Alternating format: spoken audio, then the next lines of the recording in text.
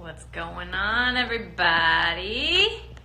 We are live again. I'm gonna wait a little bit, make sure everyone has time to get in here. Hope everybody's doing well. I'm doing well over here, chilling another week or month in quarantine, whatever we got going on here. It's pretty wild, but hanging in there, doing all right, finding ways to keep busy and keep ourselves occupied and have fun and doing these all the time. So it's kind of fun. Okay, I'm gonna try to get, the drill. I gotta always find out how to work this, how to get people in. We have a super exciting guest coming. I'm very excited about this one. Kamau Bell is joining us today. I'm pumped for this conversation. Been a big fan of his for a long time. Now I gotta find him. So there's always that. Wait. Boom. Uh-oh, it says unable to join. Oh, there he is.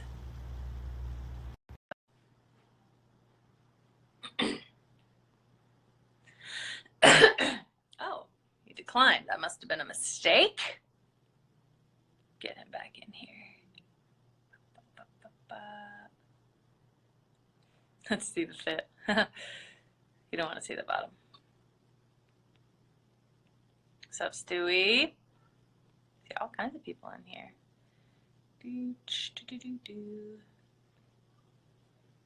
There we go.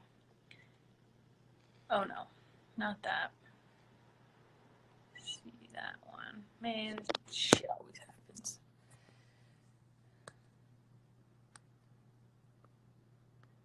Okay.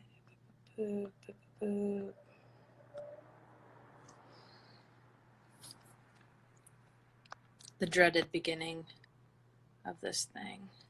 Always a mess. I don't know why it does that, and then I can't see who's in there. Nope.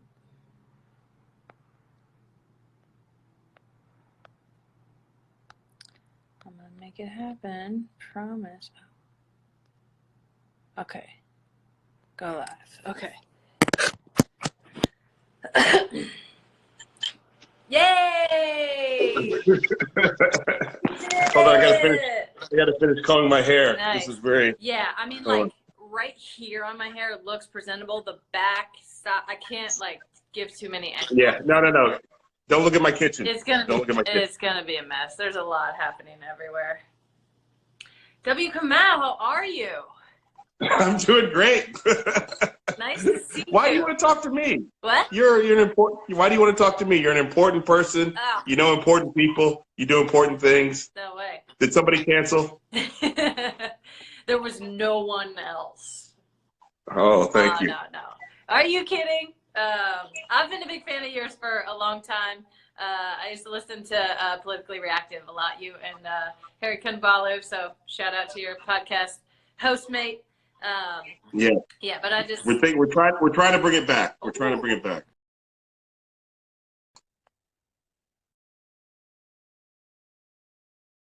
Not be having that happening.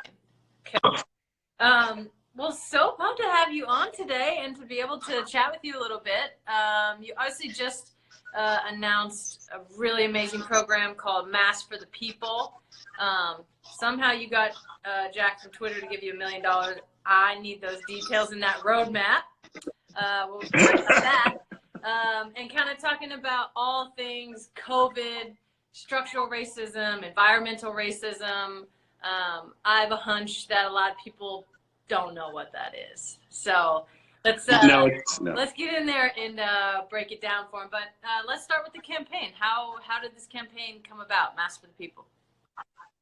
Well, I'm sort of the Flavor Flav of the Mass for the People campaign.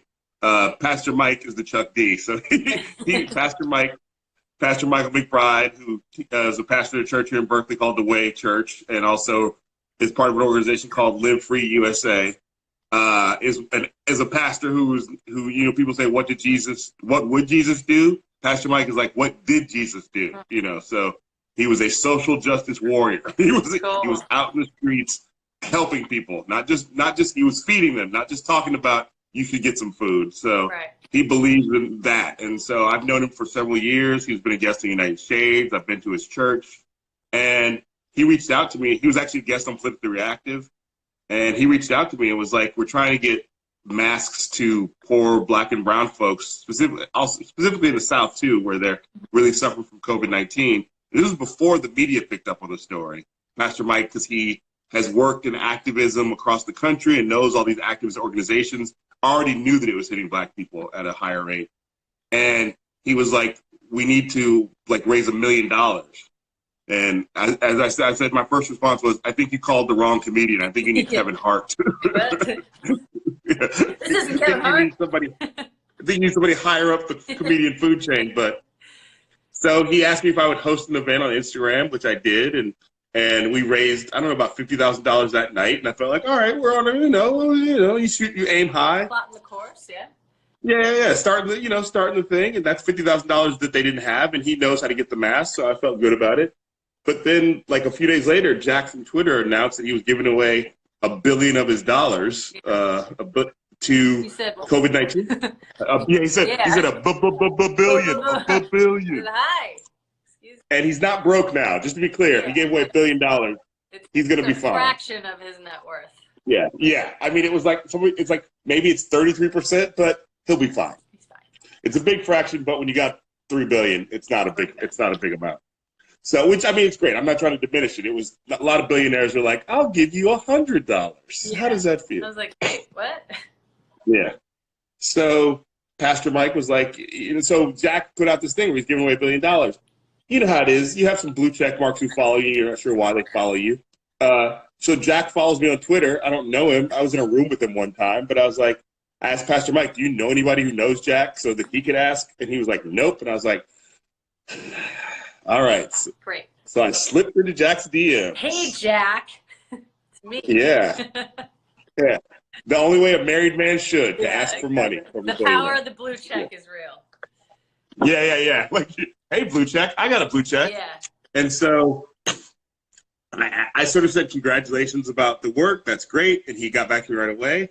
And then I literally said, oh, now here's my awkward question. And I told him about Pastor Mike and what they're trying to do, and he asked a couple questions. And then very quickly he was like, all right, give us his information and we'll reach out to him. And I was just like, oh. Amazing. And I told Pastor Mike what was going to happen, and he was like, and then there was all this, how much should we ask him for? And we were sort of tight, because we asked for the $1 million? That seems like too much. Yeah. And then I was like, look, man, I'm just going to tell him what you need, and we'll see what happens. Yeah. And then they got on the phone with Pastor Mike, and a woman named Vanessa who works with Jack said, we're going to give you $1 million. And that's what it was. Amazing. Well, shout out to Jack for just acting quick too. I think, a lot of times if you're going to give something that big, you got to vet it and this and that. But as we've seen in this crisis, everything needs to be done, 2 months ago. So shout out to him for that. What's in the pack? It's not just a mask you guys are giving out, but what's the whole package that is going on, and how are you identifying the different communities, and what's the process of picking people out to get these masks to them? Well, luckily I could explain that all to you. I didn't have to figure all that out, so I feel good about that. So again, I'm the Flavor Flav. Flavor Flav. But so it's a mask and hand sanitizer. So everybody gets a mask and hand sanitizer. And the way in which it's decided who gets it is because, again, Pastor Mike, this Live Free organization is already in 20 to 25 cities around the country. Okay. And they already have churches and activists who they've already connected with. And so these people are already doing the COVID-19 work. Mm-hmm. So literally, if Pastor Mike sends them, if they get sent a box of 1,000 masks and 1,000 units of hand sanitizer, those people are like, I know exactly who to give those to. Right. Because they're already working in the communities with homeless people, people who are delivery drivers, people who are working in grocery stores. Mm-hmm. who aren't being protected by their grocery stores or their companies they work for. So it's funny. It's like the easiest part is getting it to the people. The hardest part is getting the stuff. Right. So because the foundation's again, kind of already been laid, and you sort of use that existing network to then get everything out. Yeah, because Live Free USA is already doing work about gun violence prevention, violence interrupting, mass incarceration work, voters' rights advocacy. So they're already talking to these people. The thing about, when the news comes out about how COVID-19 affects the Black community, again, these people are like, yeah, we already knew that because we're already doing the work. Right. So because the poor Black communities, poor Native communities, Latino communities are already sort of on the bottom of all these outcomes. They already don't have access to health care. They already aren't being paid living wages. Right. They already don't have secure housing. So they're already working with these people. So of course, if any crisis hits, these are the people who are going to be hit the hardest. Right. So they're already working with these people. Yeah, let's get into that a little bit. It kind of just struck me that in the same way that the foundation was already laid to be able to act quickly with the pastor and identify communities already, the foundation was laid a long time ago for COVID to be ripping through these communities. So that's structural racism, that's environmental racism.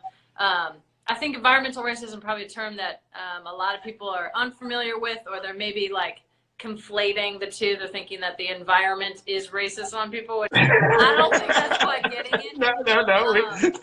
Yeah, but we're mad at the racism, not the environment. Yeah, like the foundation has already been set. So now we have a global pandemic from an economic perspective, from a health perspective, from jobs and healthcare and all of that. Just go through a little bit of what is environmental racism, and how does it sort of play out in normal everyday life in these communities, and then put on top of that something like COVID, where you're either forced to stay in shelter at home, and maybe that's not the best situation, or you're having to go out and work, and then your healthcare coupled with that. Like, can you talk to us a little bit about that, explain that?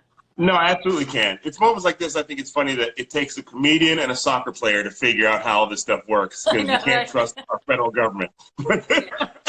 Luckily, a comedian and a soccer player are on the case here to explain environmental racism to the public, We're the because experts.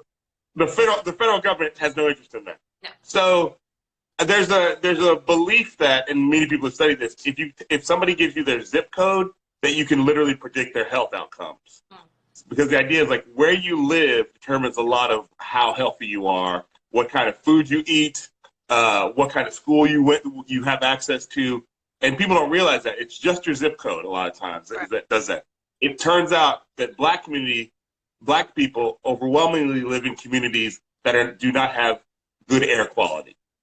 Because a lot of times there's these things called where basically if a factory is a polluter factory and they want to build a factory and they know they're going to be polluting, the people who own the family, generally rich white men, let's be honest, they're not going to put it in their backyard. Right. They're going to find a community that's going to be happy for the jobs, but also won't be in a position to have political power to complain about the negative outcomes from that. Right. So like we did an episode of United States. A series of tests of like, okay, it's polluting this much, so we're not going to put it in these communities. It's going through the whole sort of like government process of deciding where to put it, and it just so happens that it always gets decided in the same way. Yes, and then also the way it works too is that, so let's say like Chester, Pennsylvania, we did an episode of United Shades about Chester, Pennsylvania, and if you go to Chester, Pennsylvania, there's just a line of factories and smokestacks and brown smoke coming out, and that community has more asthma, more lung diseases, put that in a community that does not have a line of smokestack factories. And the thing is that once you can get a community to accept one of those, it's easier to get them to accept 2, 3, 4, 5, up to like 14 or something. You know what I'm saying? So once you can get one in, it's just all the factories end up going there, and it's easier for them to deal with the deregulation. Makes it easier for them to further deregulate and put more factories there. And on top of that, if they promise jobs, then the community goes, yay, we get jobs. But generally, those are not the high-paying factory jobs. Those are sort of the more lower-end administrative jobs that don't have that. So you're taking on the negative and you're not getting that much of the positive. Okay, so you're talking these factories come in, they're selling jobs.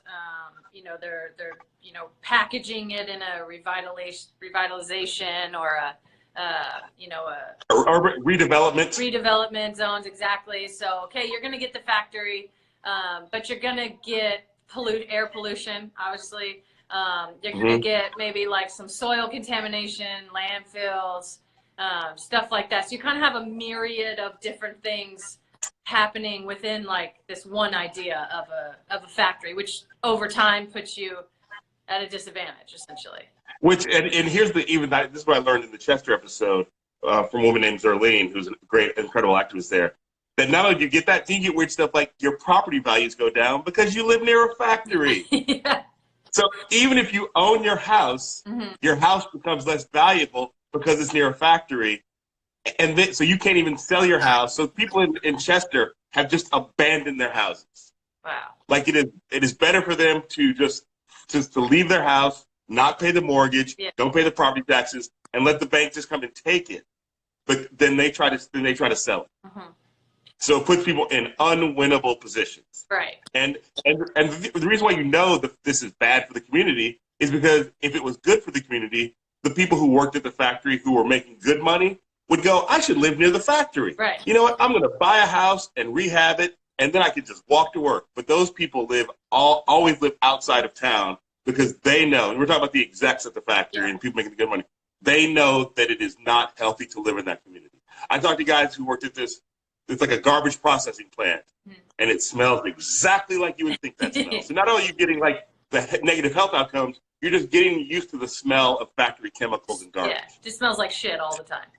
Basically. Yeah, and people, so therefore you can't even like this, it's the little things. You can't even open your window for a nice cool breeze because it's going to bring in the smell of the factory. Yeah.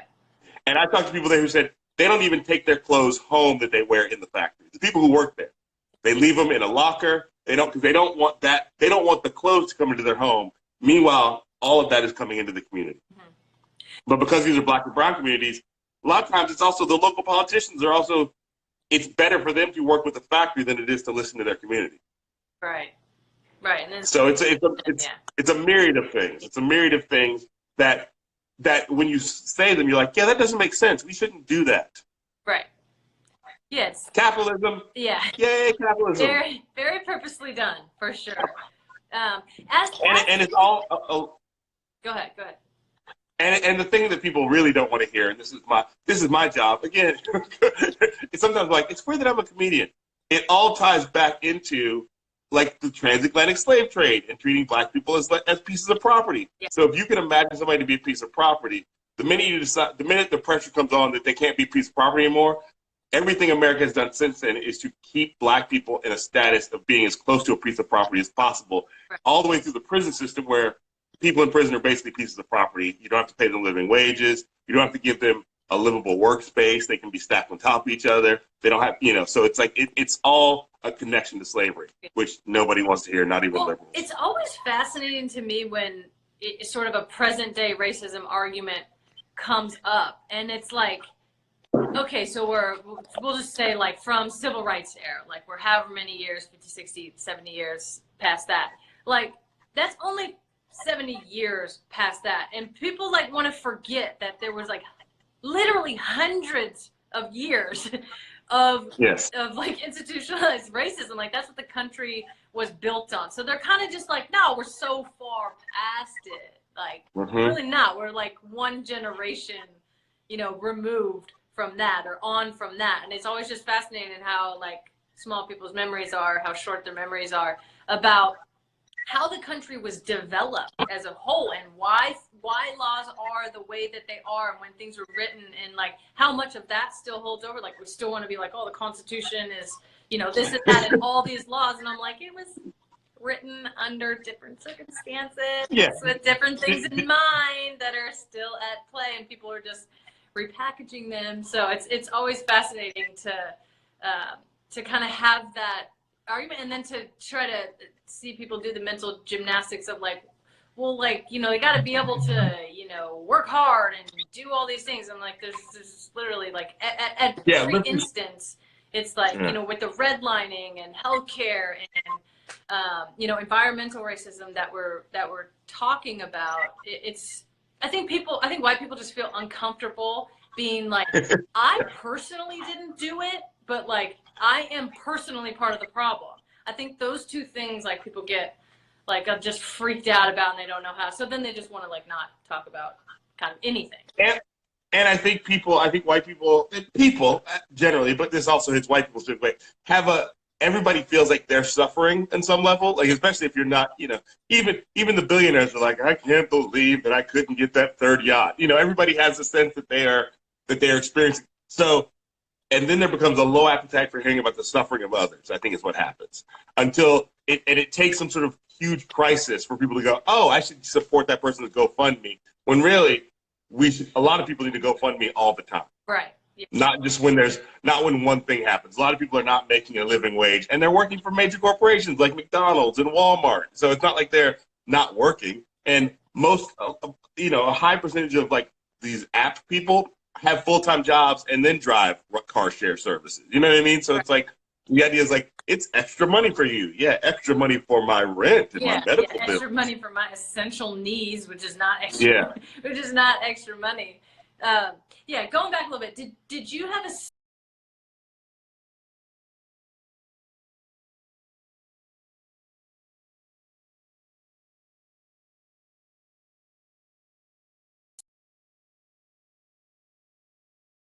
for governor? back? There's a bunch of smiley faces. Oh, I hear you now. Yeah, we're back.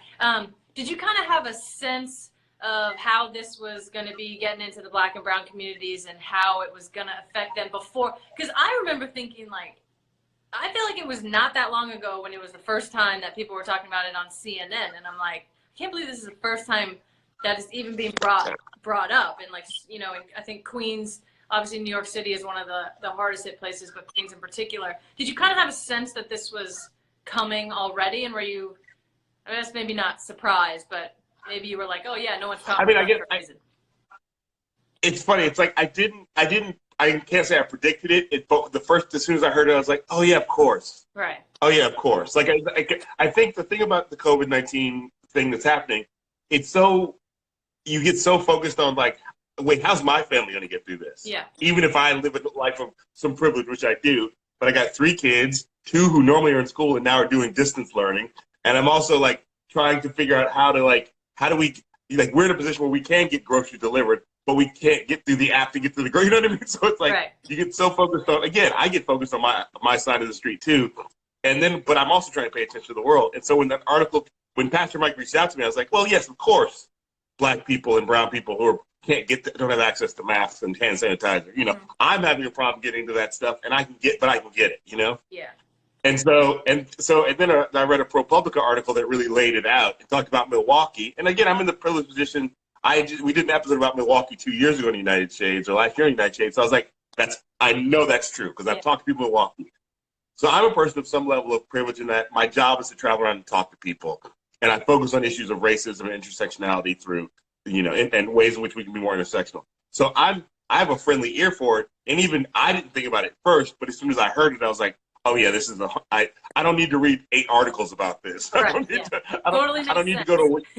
Yeah, I was like, of course this makes sense. I mean, there was a few years ago, there was a video of a Black teenage girl in a school who I never found out her name. I don't know if they released it.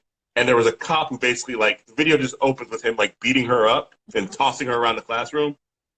And it's like a 15-second video. And then so a lot of Black people, a lot of people who are sensitive to these things were like, this is so horrible. Why are there cops in schools? What do we do about this? But then there was even from liberals, it's sort of like, I need to see the whole video. This is only 15 seconds. Yeah. I need to know the whole story. I need some context. And at the time, I was like, oh, you need to know the whole story?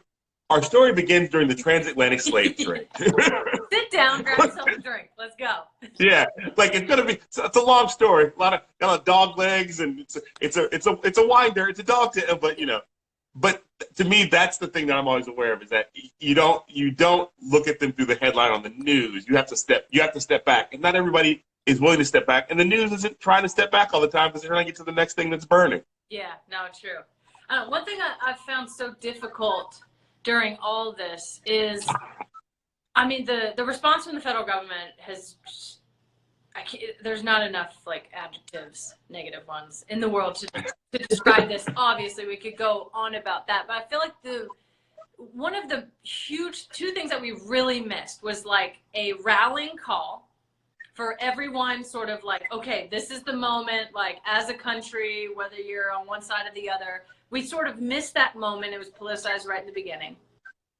And couple that with just a lack of trust. And actually, I'll even say, throw everything out before COVID, all of the Trump administration, everything. Just from the moment they started talking about it, it's been sort of all over the place. So I found that to be really difficult. Do you find in these communities with the launch of Mass for the People that the information is easier to disseminate and easier to like wrap people's head around because it's coming, you know, from their pastor or from people that they trust? I mean, I don't trust the government, and if I was a person of color in this country, I certainly wouldn't be trusting the government. Yeah.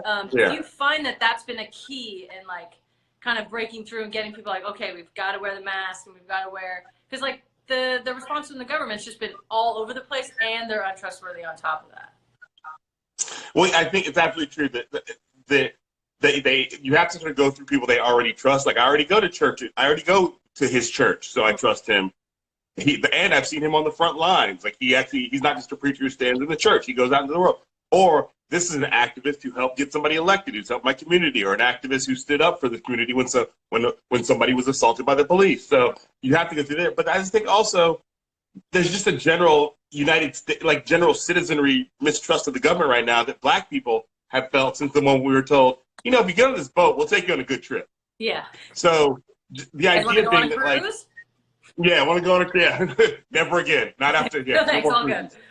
Yeah, cruises have proven to be bad during then and also recently. It's a bad thing all around. Yeah, but so I think the idea, there's also just misinformation that spread, sort of conspiracy theory style misinformation that spread in the Black community early on, because all people saw on the news was old white people dying, or old Chinese people in China. Yeah. And we're not Chinese people. And in the news, it's old white people who are dying because the news is over-indexing on reporting on white people. Right. And so Black people were like, we're calling it like the great equalizer, or we can't get it. Black people are immune to COVID-19. Mm-hmm. And it became a thing that people started to believe because they weren't seeing it reported in the world that Black people were getting it, when really you should go, wait, if people are dying, we need to check our own community. We don't need to trust the news. We don't need to wait for the news to tell us about this. By the time the news told us that Black people were dying at a higher rate, it was kind of a wrap for a lot of places. You know, it was like, it was too late to do anything. And the Mask for the People thing is like, we have to catch up with where this is at. Right. Because literally our federal government should be on street corners passing out masks and hand sanitizer for free. I just can't. While they're also handing out your first $2,000 check or cash apping it to you. Yeah. What's your name? What's your cash app? Here's $2,000. And then they can come back next month and do this. And we'll come back. Yeah, we'll come. That should be a thing that is happening on every corner. Or you just sort of wake up and you're like, man, I got $2,000. It should not be a thing where Pastor Michael McBride, Pastor Mike, and these organizations are going to a billionaire to go, hey man, would you mind? Yeah, that's something that I've like, in one sense, it's been, you know, kind of inspiring and energizing to see like so many people, you know, sort of open either their wallets or their hearts or their time or whatever it is. But then I just can't, I can't stop thinking about like, this is fucking crazy. Like, we have to go private to get like national funding for people. It was in California as well. They've opened up a fund. I think California State put in like $75 million in a stimulus program for undocumented people, and then like the other $75 million was from private funds. So they're going to open up this big fund. But I'm like, I just can't stop thinking about like, we can't produce masks, we can't produce tests, we can't produce ventilators, we can't give people money, we don't have health care, like all of these things, and it just like it's crazy at this. I don't know how we're not going to come out of this and just like completely like go blue, to be honest. Like, it's not about Republican, Democrat, like per se, but one group is holding everything back and the other group wants to like give it away. And I just hope that this is inspiring people in that sense to be like, okay, we hit an unforeseen tragedy. Like, no one's fault that the virus happened, but like, how did we actually deal with it as a people, and who dealt with it well and who didn't, and what, you know, that was, I feel like the way people are dealing with it is like their policy, like that's like their politics and how they view the world and how they think the world should work. It's just crazy. And I think that Dr. Fauci, who is one of the few voices I trust in the government to speak out on this stuff, because I don't trust the Surgeon General, and I've been very clear on that on Twitter and sometimes on Instagram, that it said, like, the idea of going back, he sort of said something about, like, we shouldn't think about going back to normal. Yeah. The idea of going back to normal is actually going back to broken. Mm-hmm. Because if we go back to normal, there's going to be a COVID-21 and a COVID-22 and a COVID-23. You know what I mean? We've already got COVID-45 in the White House, as many people have pointed out. But, you know, the idea of, like, if we go back to normal, then we've misunderstood the opportunity. And I think that there's one opportunity where it's like, there's many different ways to sort of process this. One is like, maybe we shouldn't shake hands with everybody. Like, there's just one way to sort of go about this. Yeah. But there's also a way to go about this about, like, okay, COVID spread quickly in prison because prisons are inhumane. Right. So then it's like, oh, we need to completely this is an opportunity to completely redo the way in which we deal with incarceration. We shouldn't have mass incarceration. There shouldn't be a mass in front of incarceration. Right. But do we have the political will to do that? Do the Democrats have the political will to do that?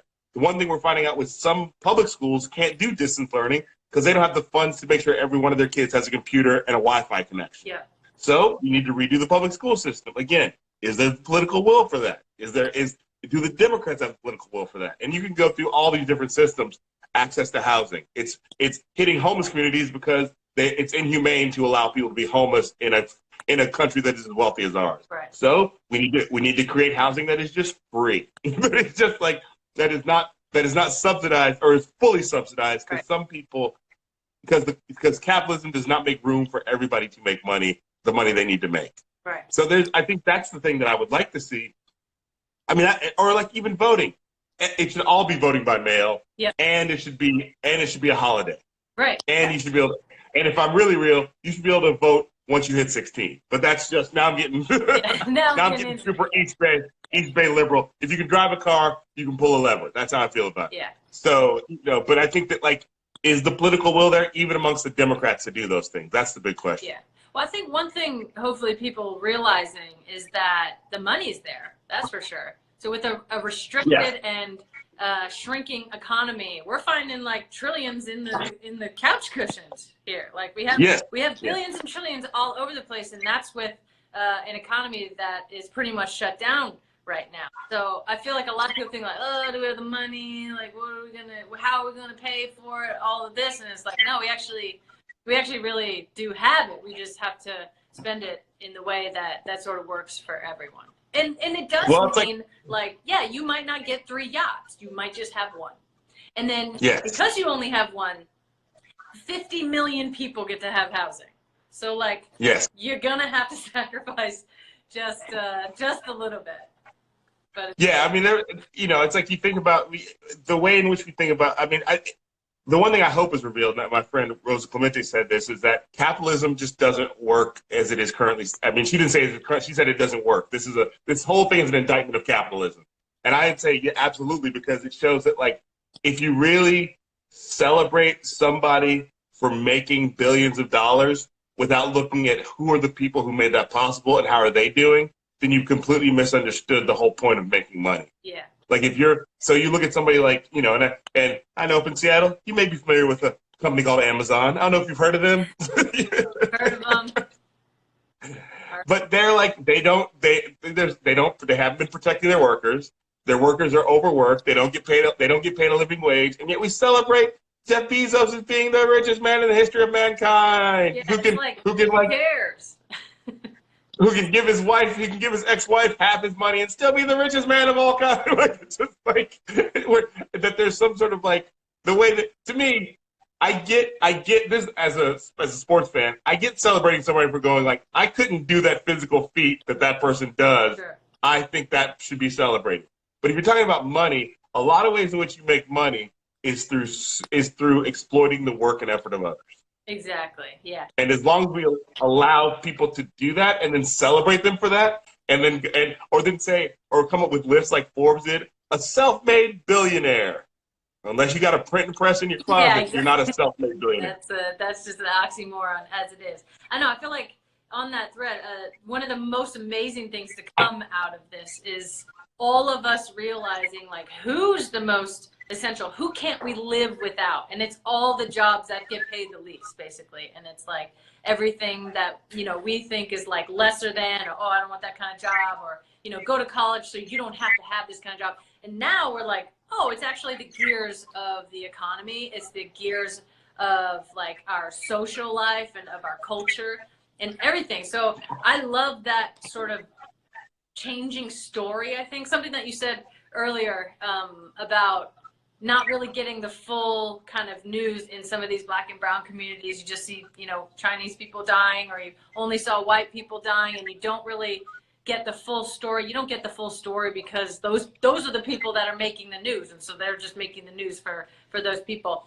How are you as an artist and as a comedian and a storyteller, really, like, how are you viewing these times? And do you feel like this is a time where like we can kind of, I don't know, I feel like there's like a new paradigm that could happen with storytelling and like telling like the real story of America and what it is and who's important, and like realizing kind of we're all important. But like, are you seeing this kind of as like an opportunity for storytelling, or like how is that like in your mind right now? I mean, absolutely. I mean, we're actually in the middle of like, finishing up this new season of United States of America, my CNN show, and I sort of feel a little bit like we were behind schedule a little bit, but then this sort of helped us be behind schedule. Yeah. So so we have an episode that we're working on right now, and we're able to incorporate some of the COVID-19 stuff right now into the episode, which to me feels like the more things feel relevant, the more people pay attention. Totally. The more you can talk about history in a way that people feel like you're talking about what's going on right now, the more people will pay attention to the history part to give them the perspective. And I think for me, at some point in the future, I don't know when, people are going to ask, what did you do then? Mm-hmm. What were you doing then?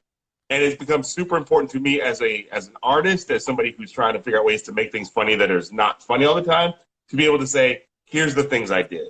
And I think there's a time when things feel quote unquote normal. Not everybody has to step up. When things feel quote unquote like, oh, this is just the regular society. Yeah. But right now it feels like everybody is, especially people of privilege and especially artists like this, have to figure out a way, how do I step into this moment? Not everybody can give $1 billion. Yeah. Not everybody can be a first line, can be working can be a doctor or a healthcare provider, right, or a medical administrator at a hospital. Not everybody can be a driver who's delivering groceries, which, as we talked about, is super important to do that too. Yeah.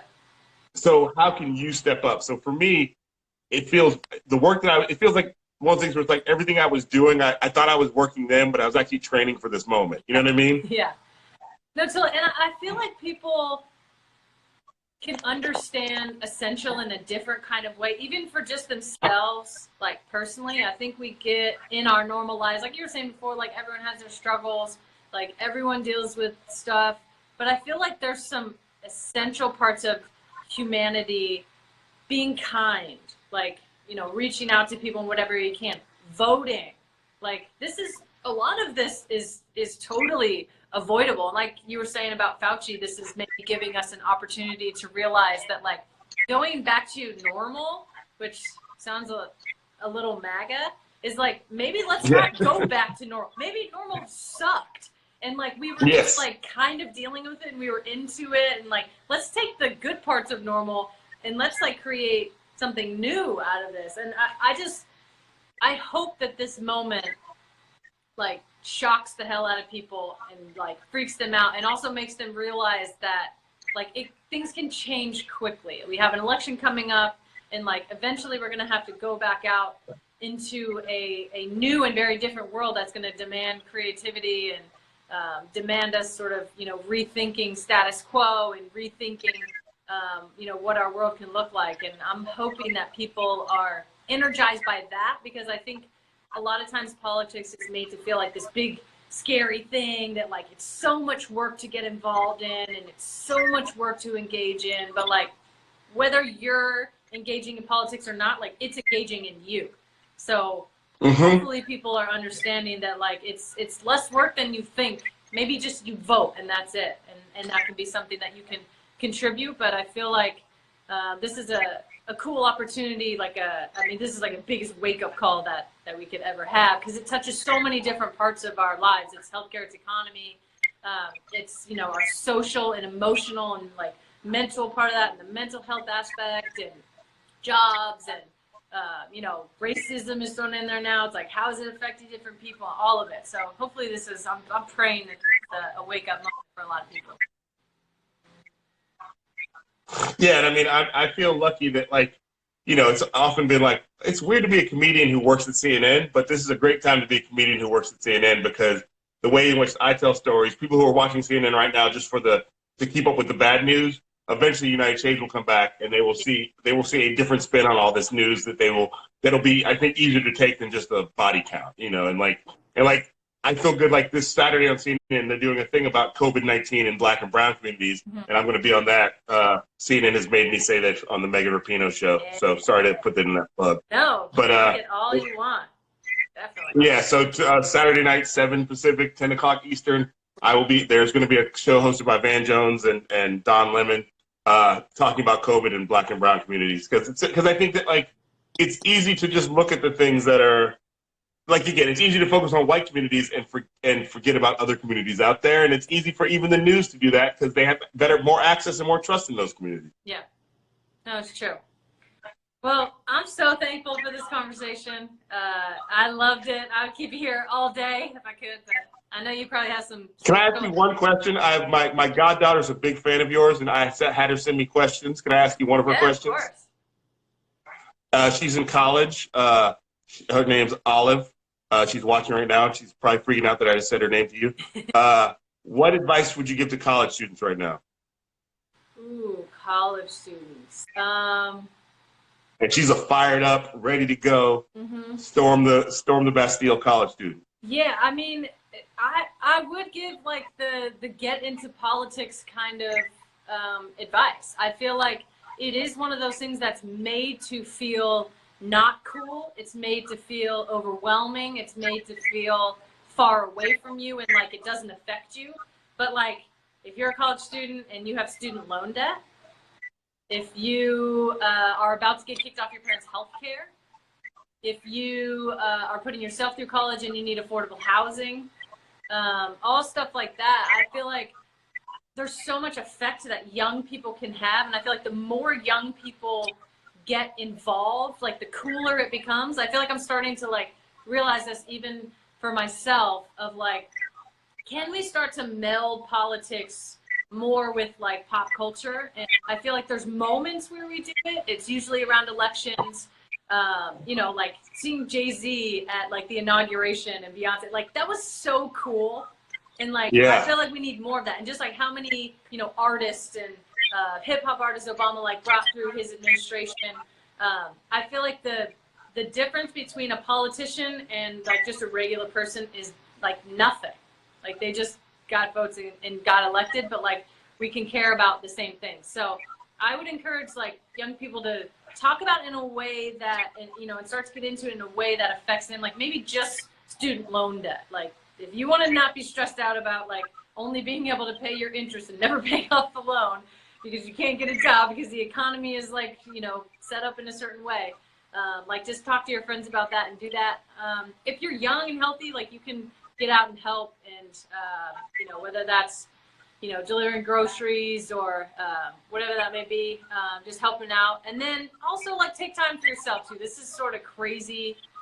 You had your whole life interrupted, and you know, at such an amazing time in your life too. If you're in college or you're a young person, kind of like starting your adult life, it's okay to be like, why did this happen to me? You know, like you gotta like allow yourself to have that moment and just like let it come, and then let it pass and like do something about it. Thank you very much. You will really appreciate that, as I'm sure lots of people did who even aren't college students. So thank you for saying that. Of course, of course. Well, I hope we get to do this again sometime, or actually meet in person. Yes. One time or another. We'll make that happen in the future. But so thankful. Thank you for everything that you're doing. Mass for the People. I will put up a link and a swipe and all the tech things. Donate there. It's amazing work you guys are doing. I know everyone that you're helping is so thankful, but for us as well to be able to bring some knowledge about some really important issues and issues that we can have a big effect on if we want to. So thank you. Yes, yes. Thank you very much. Thank you. Thank you for having me. It's been an extreme honor, and I can't wait to meet you in real life. All right, let's do it. Stay safe and talk You to you too. soon. Bye-bye. Thank you. Bye.